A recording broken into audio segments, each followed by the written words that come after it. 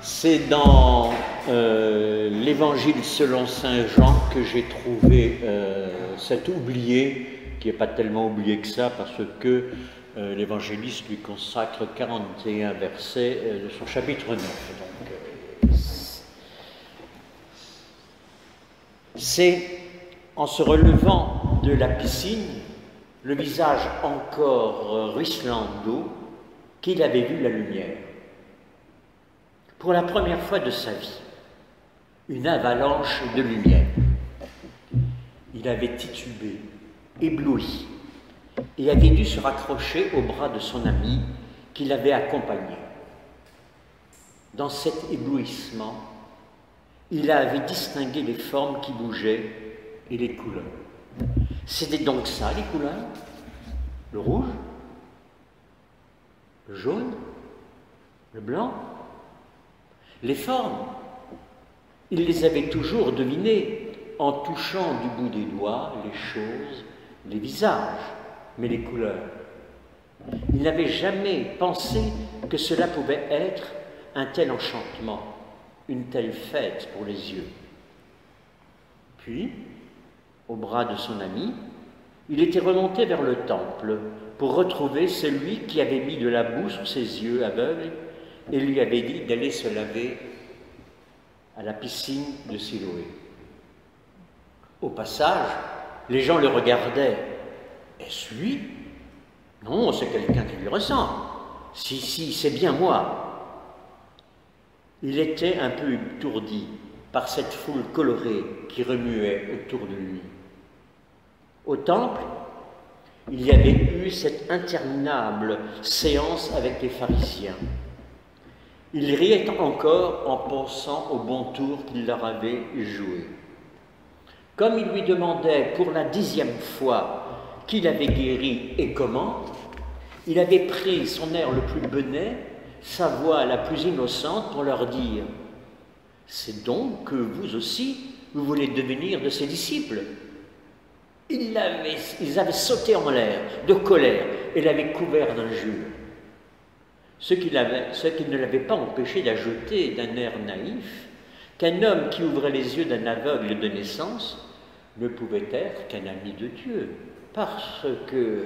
Mais eux n'avaient pas voulu en entendre davantage, et ils l'avaient chassé avec des cris furieux. Il en avait bien ri ensuite avec ses amis.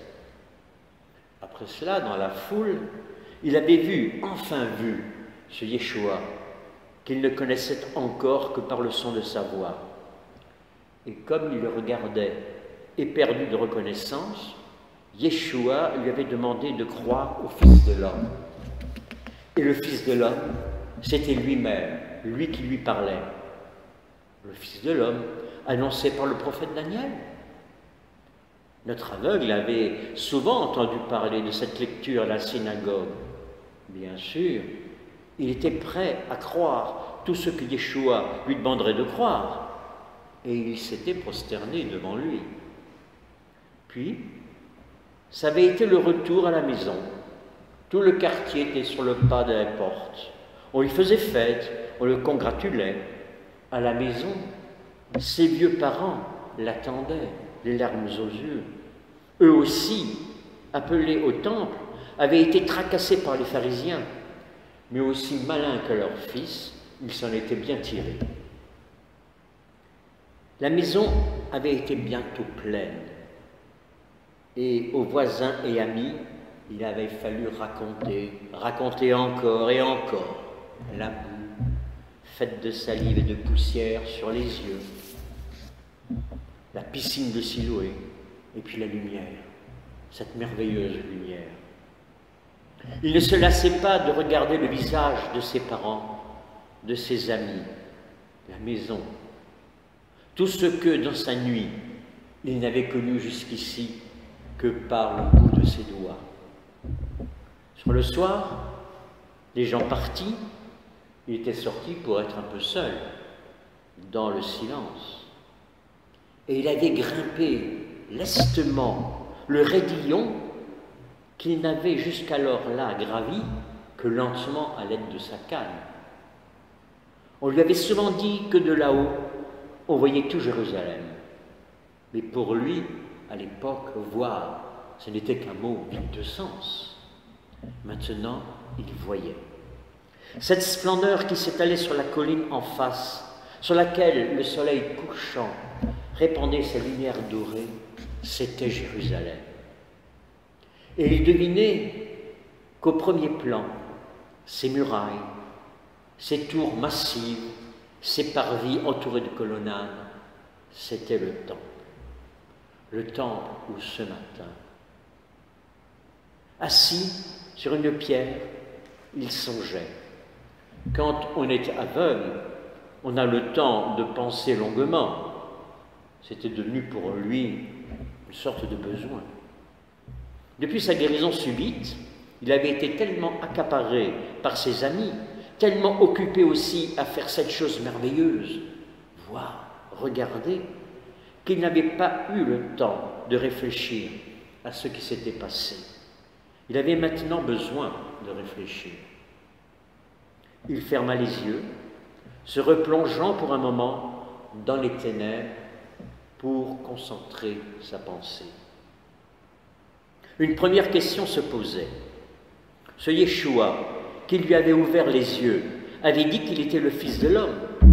Puisqu'il le disait, il l'était. Il n'y avait pas le moindre doute. Mais ce qui était troublant, c'est que le prophète Daniel montrait le Fils de l'homme comme un être glorieux, descendant du ciel sur les nuées pour recevoir toute souveraineté, gloire et domination. C'est dans Daniel 7.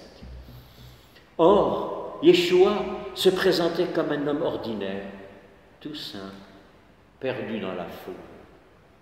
Serait-ce que Dieu, en éclipsant ainsi la gloire de son envoyé, voudrait nous faire comprendre que la vraie gloire n'est pas celle qui brille aux yeux, mais celle qui est cachée au fond des cœurs et que Dieu seul voit.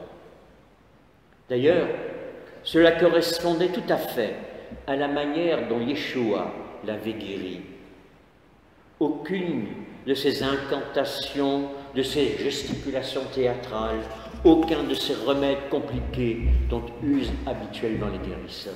Non, de la salive et un peu de terre. Puis l'eau de la piscine. Quoi de plus banal que de la terre et de l'eau?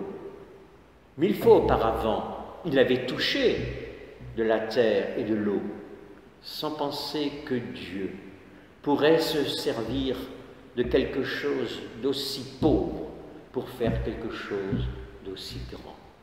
Cette boue sur les yeux lui rappelait l'argile dont au commencement le Créateur avait modelé l'homme.